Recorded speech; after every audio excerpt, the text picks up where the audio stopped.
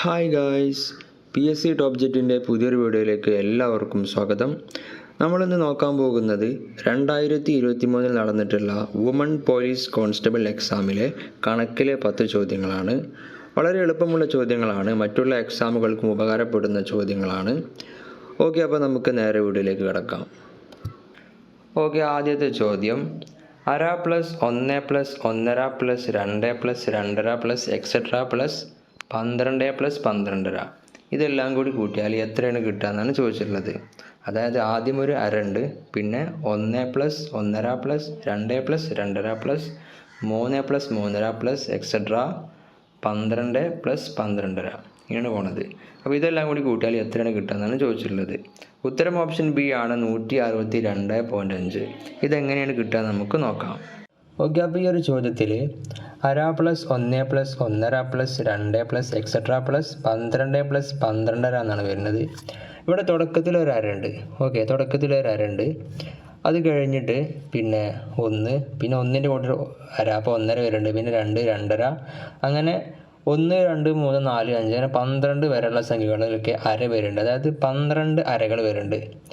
ഇപ്പോൾ ഒരു 2 അര എന്ന് പറഞ്ഞാൽ 1 ആണ്, 4 അര എന്ന് പറഞ്ഞാൽ 2 ആണ്, 6 അര എന്ന് പറഞ്ഞാൽ 3 ആണ്. അങ്ങനെ 12 അരകൾ ഉണ്ടെന്നുണ്ടെങ്കിൽ അത് എത്ര ഗരം? 6 ഗരം. അപ്പോൾ അതൊക്കെ 6 വരെ കൂട്ടി എത്രയാണ്? 6.5. അപ്പോൾ നമുക്ക് 6.5 എഴുതാം. അപ്പോൾ അരകൾ മൊത്തം കൂട്ടി കഴിഞ്ഞാൽ 6.5 വരുന്നത്. ഇനിയുള്ളത് സാധാ സംഖ്യകളാണ്, 1, 2 പോലുള്ള സംഖ്യകളാണ്. അപ്പോൾ നമുക്കറിയാം 1, 2, 3, 4, 5 എക്സെട്ര അങ്ങനെ 12 വരെ ഉണ്ടാവില്ല സംഖ്യകൾ. അരകൾ ഇല്ലാത്തതുകൊണ്ട് അരകൾ ഉള്ളതുകൊണ്ട്. അപ്പോൾ അരകൾ ഉള്ളതും അതേപോലെ 1, 2, 3, 4, 5 അങ്ങനെ 12 വരെ ഉണ്ട്. ഇനി നമുക്ക് ഇതിൻ്റെ തുക കിട്ടണമെന്നുണ്ടെങ്കിൽ ഈ അരകൾ ഫുള്ള് കൂട്ടിയാൽ 6.5 ആണ്. അതും അതേപോലെ ഈ 12 വരെയുള്ള സംഖ്യകളുണ്ട്, അത് 2 തൊട്ടുണ്ട്, അത് രണ്ടും കൂട്ടിക്കഴിഞ്ഞാൽ നമുക്ക് ഉത്തരം കിട്ടും. ഓക്കെ, അപ്പോൾ 1 മുതൽ ഒരു സംഖ്യ വരെയുള്ള സംഖ്യകളുടെ തുക കാണുന്നുണ്ടെങ്കിൽ, എണ്ണൽ സംഖ്യൻ്റെ തുക കാണുമെന്ന് പറഞ്ഞാൽ നമുക്കറിയാം n+1 ആണ് അല്ലേ, /2. ഇതാണ് നിശ്ചിത സംഖ്യകളുടെ തുക കാണാനുള്ള സമവാക്യം. നമുക്ക് 1 മുതൽ 12 വരെയുള്ള സംഖ്യൻ്റെ തുക കാണാം. അപ്പോൾ എന്ത് ചെയ്യണം? ഇവിടെ 12 വരെ അല്ലേ, അപ്പോൾ നമ്മൾ എന്ത് ചെയ്യാന്ന് വെച്ചാൽ n-ൻ്റെ അവിടെ 12 കൊടുക്കുക. അതായത് 12 × 12 + 1 എത്ര? 13, 13/2. ഓക്കെ, ഇനി നമ്മൾ എന്ത് ചെയ്യണം? ഹരിക്കണം. 12/2 എന്ന് പറഞ്ഞാൽ 6 ആണ്. അപ്പോൾ 6 × 13 എന്ന് വരും, സമം 78 എന്ന് കിട്ടും. ഓക്കെ, അതായത് 1 മുതൽ 12 വരെ കൂട്ടിക്കഴിഞ്ഞാൽ 78 കിട്ടുക. ഓക്കെ, 1 മുതൽ 12 വരെ കൂട്ടിക്കഴിഞ്ഞാൽ 78 കിട്ടും. ഓക്കെ, അതേപോലെ 2 സെറ്റ് ഉണ്ടല്ലോ, അപ്പോൾ അത് ഇതേപോലെ 12 വരെ കൂട്ടിക്കഴിഞ്ഞാൽ 78 കിട്ടുക. പിന്നെ ഇത് കഴിഞ്ഞാൽ നമുക്കറിയാം അരകൾ കൂട്ടിക്കഴിഞ്ഞാൽ 6.5 കിട്ടും അല്ലേ. അപ്പോൾ ഇതെല്ലാം കൂടി കൂട്ടണം, എന്നാലും നമുക്ക് ഇതിൻ്റെ ഉത്തരവും. ഓക്കെ, അപ്പോൾ 78 കൂട്ടിക്കഴിഞ്ഞാൽ 156 കിട്ടും. അതിൻ്റെ കൂടെ 6.5 കൂടി കൂട്ടുക. അങ്ങനെ കൂട്ടിക്കഴിഞ്ഞാൽ 162.5 കിട്ടും. ഓക്കെ, അപ്പോൾ ഇതാണ് ഇവിടുത്തെ ഉത്തരം. ഓക്കെ, അടുത്ത ചോദ്യം: ഒരു സംഖ്യയുടെ 58% 28% തമ്മിലുള്ള വ്യത്യാസം 45 ആണ് എങ്കിൽ ആ സംഖ്യയുടെ 34% എത്രയായിരിക്കും? ഓക്കെ, ഇവിടെ ഒരു സംഖ്യയുടെ 58% 28% തമ്മിൽ വ്യത്യാസം കണ്ടപ്പോൾ 45 ആണ് കിട്ടിയത്. അങ്ങനെയാണെന്നുണ്ടെങ്കിൽ ആ സംഖ്യയുടെ 34% എത്രയായിരിക്കും എന്നാണ് ചോദിച്ചിട്ടുള്ളത്.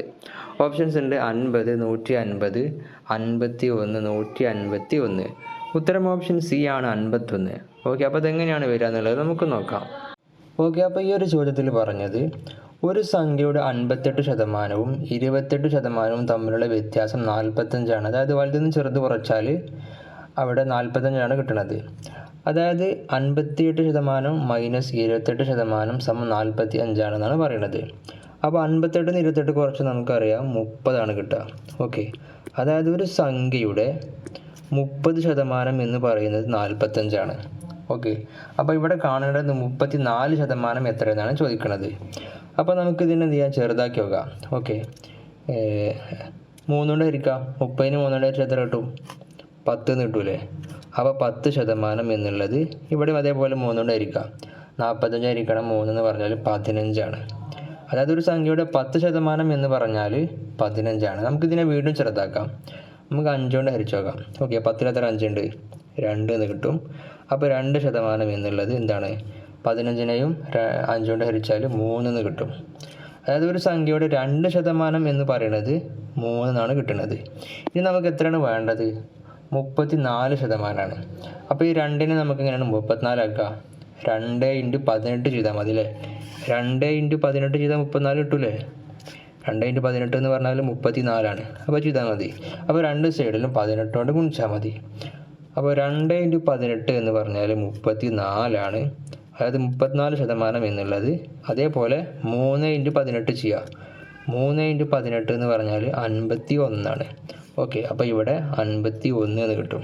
അതായത് ഒരു സംഖ്യയുടെ 34% എന്ന് പറയുന്നത് അവിടെ 51 ആണ് കിട്ടുക. ഓക്കെ, അപ്പോൾ ഇവിടെ ഉത്തരം 51 ആണ്. ഓക്കെ, അടുത്ത ചോദ്യം. A/B = 3:4 B/C = 5:7 ആയാൽ A/B/C = എത്രയായിരിക്കും? ഓക്കെ, ഇവിടെ A/B അതായത് എയുടെ സ്ഥാനത്ത് 3ഉം ബിയുടെ സ്ഥാനത്ത് 4ഉം, അതാണ് 3:4. അതേപോലെ B/C എന്ന് പറയുമ്പോൾ അവിടെ 5:7 ആണ് വരുന്നത്. അങ്ങനെയാണ് എന്നുണ്ടെങ്കിൽ A/B/C ഇത് 3 കൂടി വരുമ്പോൾ സമം എന്താണ് വരിക? ഇവിടെ 4 ഓപ്ഷൻസ് ഉണ്ട്. ഉത്തരം വരുന്നത് ഓപ്ഷൻ എ ആണ്, 15:20:28. ഓക്കെ, അപ്പോൾ ഇതെങ്ങനെയാണ് വരിക എന്നുള്ളത് നമുക്ക് നോക്കാം.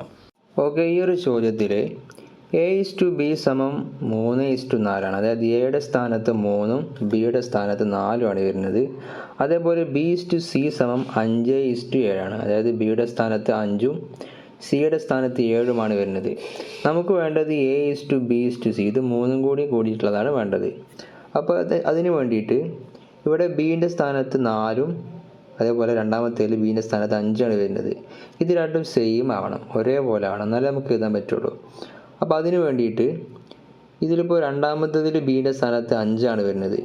ഈ 5നെ മുകളിലത്തിനെ കൊണ്ട് ഗുണിക്കണം. ഓക്കെ, അതേപോലെ ഒന്നാമത്തേൽ ബീൻ്റെ സ്ഥാനത്ത് എത്രയാണ്? 4ആണ്. ആ 4നെ കൊണ്ട് രണ്ടാമത്തേനെ ഗുണിക്കണം, എന്നാലേ നമുക്ക് ഇതിൻ്റെ ഉത്തരം കിട്ടുള്ളൂ. അപ്പോൾ ആദ്യം നമുക്ക് ഒന്നാമത്തെ ചെയ്യാം. അവിടെ A/B എന്ന് പറയുമ്പോൾ എത്രയാണ് വരുന്നത്? 3:4 ആണ്. നിലവിൽ 3:4 ആണ് വരുന്നത്. അതിന് നമുക്ക് മാറ്റണം, 5 കൊണ്ട് ഗുണിക്കണം. അപ്പോൾ 3 × 5 എത്രയാണ്? 15 ആണ്. അപ്പോൾ 3 എന്നുള്ളത് 15ആയി, 5 കൊണ്ട് ഗുണിച്ചപ്പോൾ 15ആയി. അതേപോലെ 4 5 കൊണ്ട് ഗുണിച്ചാൽ എത്ര? 4 × 5 20 ആണ്. അപ്പോൾ A/B എന്നുള്ളത് ഇപ്പോൾ 15:20 ആയി. ഓക്കെ, A/B = 15:20 ആയി. ഓക്കെ, ഇനി ഇതേപോലെ B/C എന്ന് പറഞ്ഞാൽ നിലവിൽ 5:7 ആണ്. ഇതിന് നമ്മൾ 4 കൊണ്ടാണ് ഗുണിക്കേണ്ടത്. ഒന്നാമത്തേതിലുള്ള B അതായത് 4, ആ 4നെ കൊണ്ടാണ് ഗുണിക്കേണ്ടത്. അപ്പോൾ 4നെ കൊണ്ട് ഗുണിച്ചാൽ ഇവിടെ 5 കൊണ്ട് 7 ഉണ്ട് അല്ലേ?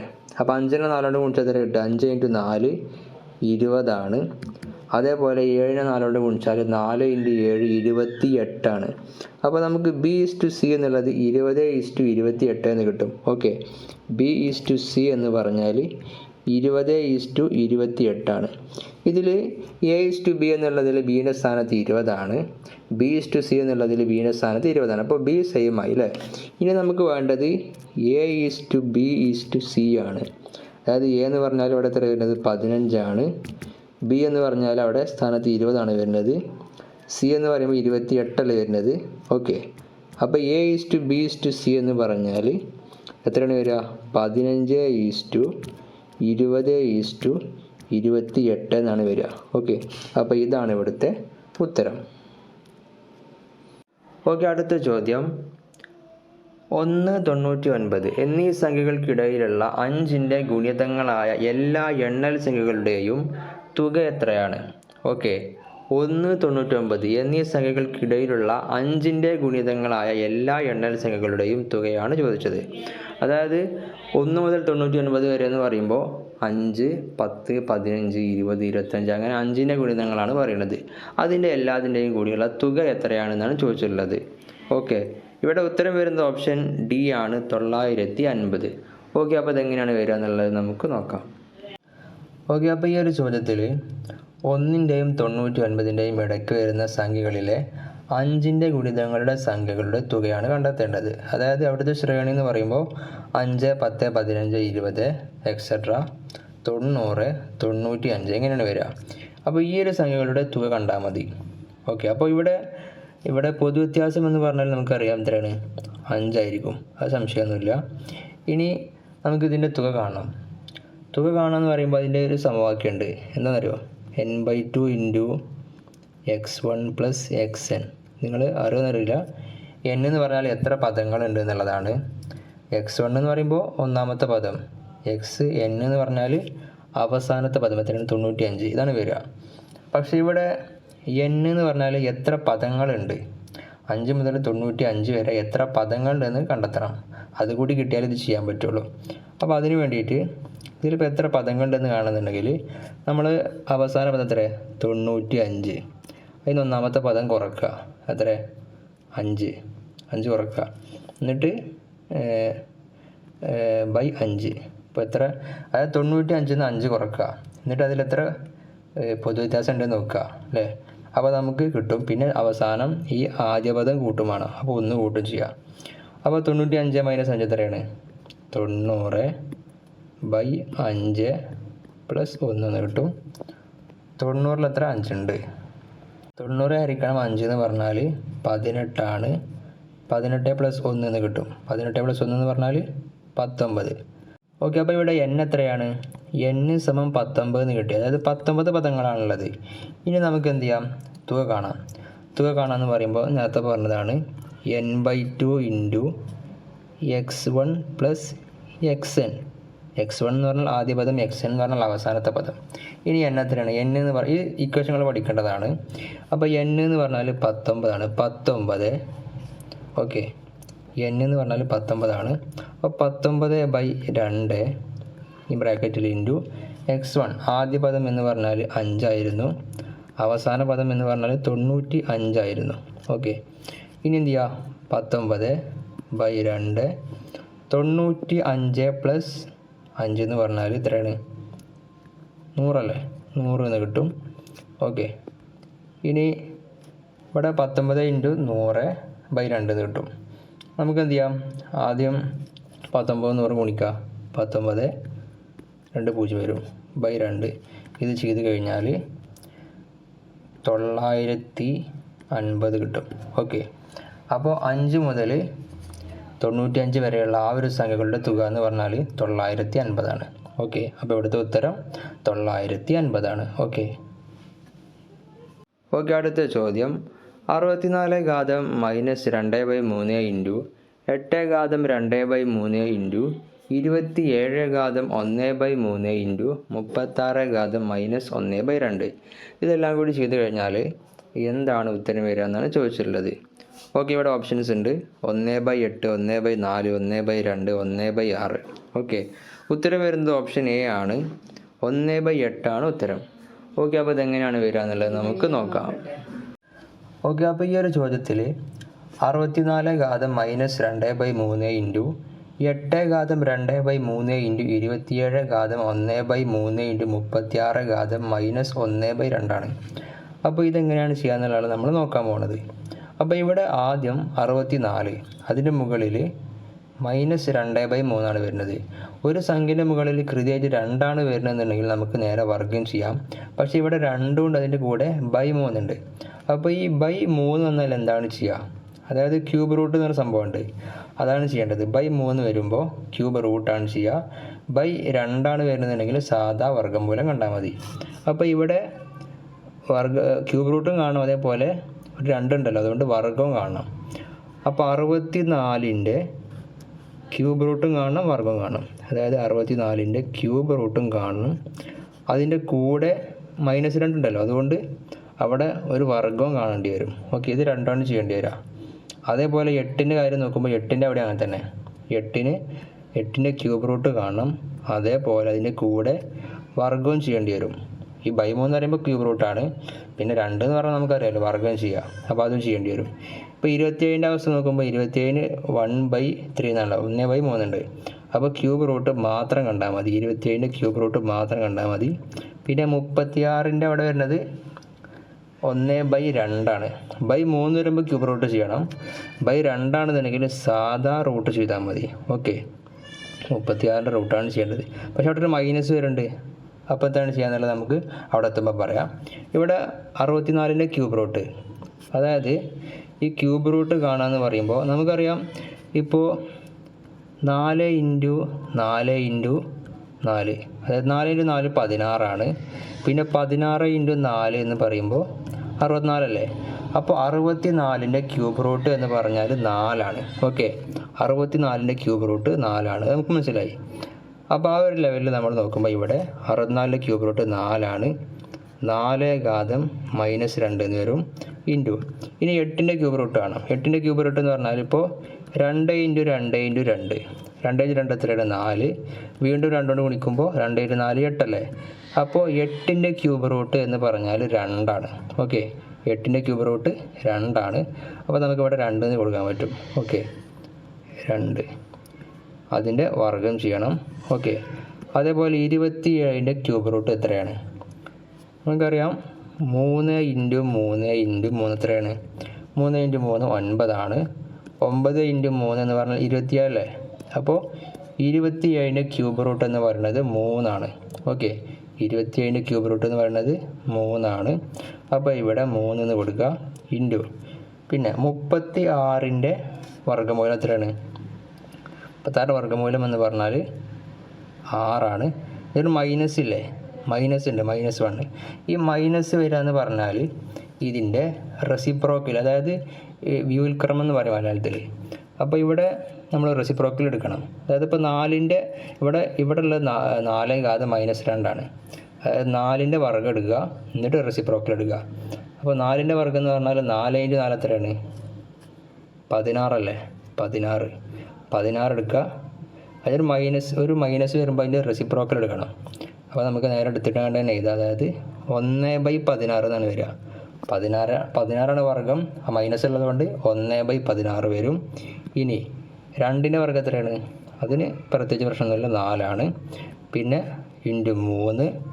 പിന്നെ 6ൻ്റെ റെസിപ്രോക്കൽ എന്ന് പറഞ്ഞാൽ 1/6 കിട്ടും. ഇനി ഇതിൽ വെട്ടാൻ പറ്റുന്നതൊക്കെ വെട്ടണം. ഓക്കെ, ഇവിടെ 16ഉം 4ഉം വരുന്നുണ്ട്. അപ്പോൾ ഇവിടെ വെട്ടിക്കഴിഞ്ഞാൽ എന്ത് കിട്ടും, 2 വെട്ടിക്കഴിഞ്ഞാൽ 1/4 കിട്ടും. 1/4 ഇൻറ്റു. ഇനി ഇവിടെ 3 ഉണ്ട് 6 ഉണ്ട്. 3ൽ എത്ര 3 ഉണ്ട്, 1. 6ൽ എത്ര 3 ഉണ്ട്, 2. അപ്പോൾ അത് വെട്ടിക്കഴിഞ്ഞാൽ 1/2 എന്ന് കിട്ടും. ഓക്കെ, ഇനി അടുത്ത സ്റ്റെപ്പിൽ ഇത് 2 ഗുണിച്ചാൽ മതി. 2 ഗുണിച്ചാൽ 1 × 1, അതേപോലെ 2 × 4 അത് ഗുണിച്ചാൽ സമം 1/8 ആണ് കിട്ടുക. ഓക്കെ, അപ്പോൾ ഇവിടുത്തെ ഉത്തരം 1/8 ആണ്. ഓക്കെ, അടുത്ത ചോദ്യം, കൂട്ടത്തിൽ ചേരാത്ത സംഖ്യ ഏതാണ്? ഓപ്ഷൻസ് ഉണ്ട്, 19, 83, 89, 91. ഓക്കെ, ഇവിടെ ഉത്തരം ഓപ്ഷൻ ഡി ആണ്, 91 ആണ് ഉത്തരം. അതായത് 91 ഒരു ഭാജ്യസംഖ്യയാണ്, ബാക്കിയുള്ളതെല്ലാം അഭാജ്യസംഖ്യകളാണ്.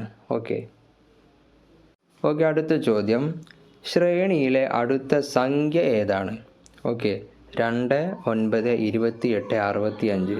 ഈ ശ്രേണിയിലെ അടുത്ത സംഖ്യ ഏതാണെന്നാണ് ചോദിച്ചിട്ടുള്ളത്. ഉത്തരം ഓപ്ഷൻ ഡി ആണ്, 126. ഓക്കെ, അപ്പോൾ ഇതെങ്ങനെയാണ് വരിക എന്നുള്ളത് നമുക്ക് നോക്കാം. ഓക്കെ, ഇവിടെ ഒരു ശ്രേണി തന്നിട്ടുണ്ട്, 2, 9, 28, 65 ഡാഷ്. അപ്പോൾ ഇവിടെ അടുത്ത പദം എന്താണെന്നാണ് കണ്ടെത്തേണ്ടത്. ഈ ഒരു ശ്രേണിക്കൊരു പ്രത്യേകത ഉണ്ട്. ഇപ്പോൾ ഒന്നാമത്തെ പദം എന്ന് പറയുമ്പോൾ 1, 1ൻ്റെ ക്യൂബ് എത്രയാണ്? 1ൻ്റെ ക്യൂബ് എന്ന് പറഞ്ഞാൽ 1 × 1 × 1 എത്രയാണ്? 1 തന്നെ കിട്ടും. അതിൽ കൂടി 1 കൂട്ടിയാൽ എത്ര? +1 സമം 2 കിട്ടും. അപ്പോൾ ഒന്നാമത്തെ പദം കിട്ടി. ഇനി 2ൻ്റെ ക്യൂബ് എടുക്കുക. 2ൻ്റെ ക്യൂബ് എന്ന് പറഞ്ഞാൽ 2 ഇൻറ്റു 2 ഇൻറ്റു 2. 2 ഇൻറ്റു 2 4 4 ഇൻറ്റു 2 എന്ന് പറയുമ്പോൾ 8 കിട്ടും. അതിൽ കൂടി 1 കൂട്ടുക, അപ്പോൾ എത്ര കിട്ടും? 9 കിട്ടൂലേ? അപ്പോൾ രണ്ടാമത്തെ പദം കിട്ടി. ഇനി അടുത്ത പദം എന്ന് പറഞ്ഞാൽ 3ൻ്റെ ക്യൂബാണ്. 3ൻ്റെ ക്യൂബ് എന്ന് പറഞ്ഞാൽ 3 ഇൻറ്റു 3 ഇൻറ്റു 3 എത്രയാണ്? 3 ഇൻറ്റു 3 9 9 ഇൻറ്റു 3 27 27 പ്ലസ് 1 എത്രയാണ്? 28 കിട്ടും. അപ്പോൾ മൂന്നാമത്തെ പദം കിട്ടും. അങ്ങനെ അടുത്തത് എന്ന് പറഞ്ഞാൽ നാലാമത്തെ പദമാണ്, അതായത് 4 ക്യൂബ്. അത് തന്നിട്ടുണ്ട്. 4 ക്യൂബ് എന്ന് പറഞ്ഞാൽ 4 ഇൻറ്റു 4 ഇൻറ്റു 4 സമം 64 കിട്ടും. 64 പ്ലസ് 1 സമം 65 കിട്ടും. ഇതവിടെ തന്നിട്ടുണ്ട്. ഇനി അടുത്ത പദമാണ് കണ്ടെത്തേണ്ടത്, അതായത് 5ൻ്റെ ക്യൂബ് അല്ലേ? അപ്പോൾ 5ൻ്റെ ക്യൂബ് എടുക്കുക. 5ൻ്റെ ക്യൂബ് എന്ന് പറഞ്ഞാൽ 5 ഇൻറ്റു 5 ഇൻറ്റു 5 5 ഇൻറ്റു 5 25 25 ഇൻറ്റു 5 എന്ന് പറഞ്ഞാൽ 125. ഇനി അതിലൂടെ 1 കൂട്ടുക, പ്ലസ് 1, അത് കൂട്ടിക്കഴിഞ്ഞാൽ 126 കിട്ടും. ഓക്കെ, അപ്പോൾ ഈ ഒരു ശ്രേണിയിൽ അടുത്ത പദം എന്ന് പറഞ്ഞാൽ 126. ഓക്കെ, അടുത്ത ചോദ്യം, സങ്കലനം എന്നത് ഹരണത്തെയും ഹരണം എന്നത് വ്യവകലനത്തെയും വ്യവകലനം എന്നത് ഗുണനത്തെയും ഗുണനം എന്നത് സങ്കലനത്തെയും സൂചിപ്പിച്ചാൽ 24 കൂട്ടണം 2 ഗുണിക്കണം 7 ഹരിക്കണം 3 മൈനസ് 4. ഇതിൻ്റെ ഉത്തരം എന്താണ് വരിക എന്നാണ് ചോദിച്ചിട്ടുള്ളത്. ഓപ്ഷൻസ് ഉണ്ട് 18, 7, 32, 26.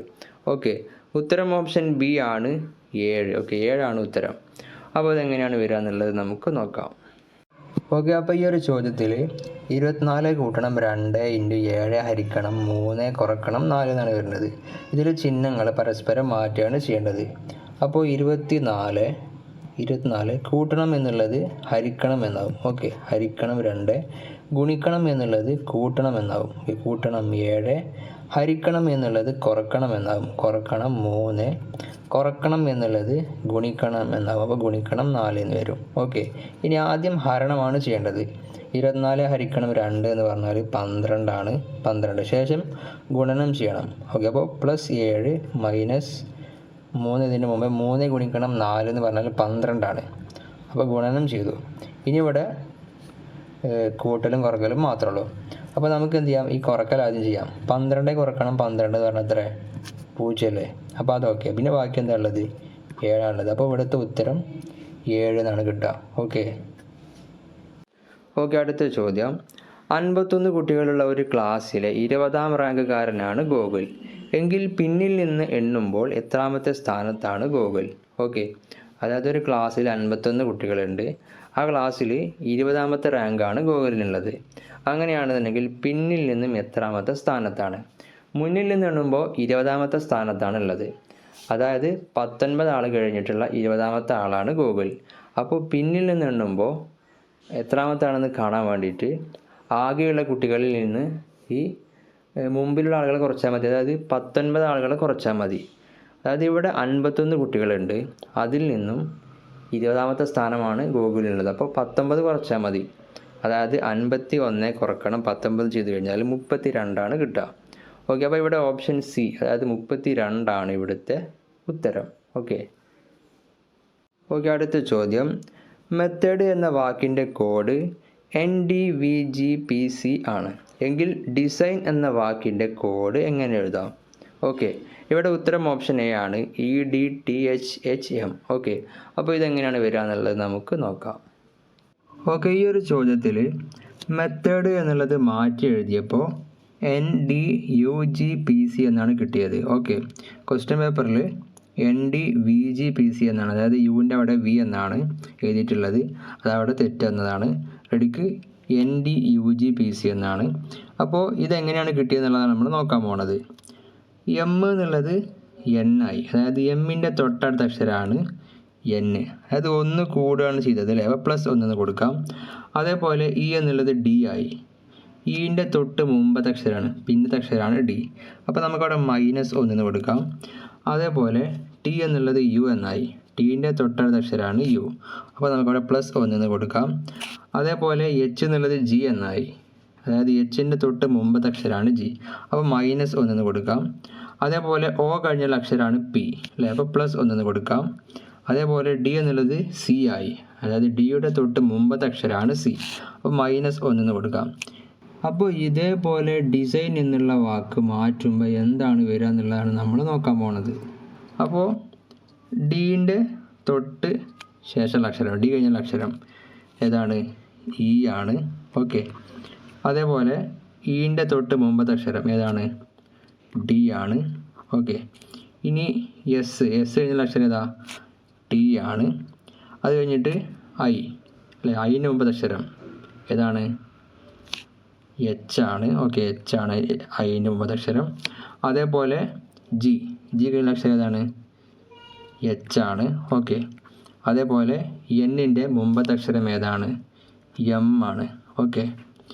അപ്പോൾ ഇവിടുത്തെ ഡിസൈൻ എന്നുള്ളത് മാറ്റി എഴുതിയപ്പോൾ കിട്ടിയത് EDTHHM എന്നുള്ളതാണ്. ഓക്കെ. അപ്പോൾ ഇതാണ് ഇവിടുത്തെ ഉത്തരം. ഓക്കെ. അപ്പോൾ ഇത്രയും ചോദ്യങ്ങൾ പറഞ്ഞുകൊണ്ട് ഏതായാലും ഈ ഒരു വീഡിയോയുടെ അവസാനിക്കുകയാണ്. അപ്പോൾ നിങ്ങൾക്ക് ഈ വീഡിയോ ഇഷ്ടപ്പെട്ടാൽ നിങ്ങൾ ലൈക്ക് ചെയ്യുക, കമൻറ്റ് ചെയ്യുക, സബ്സ്ക്രൈബ് ചെയ്യാത്തവരൊക്കെ സബ്സ്ക്രൈബ് ചെയ്യുക. അപ്പോൾ പുതിയൊരു വീഡിയോ ആയിട്ട് നമുക്കിനി വീണ്ടും കാണാം. എല്ലാവർക്കും താങ്ക്സ്.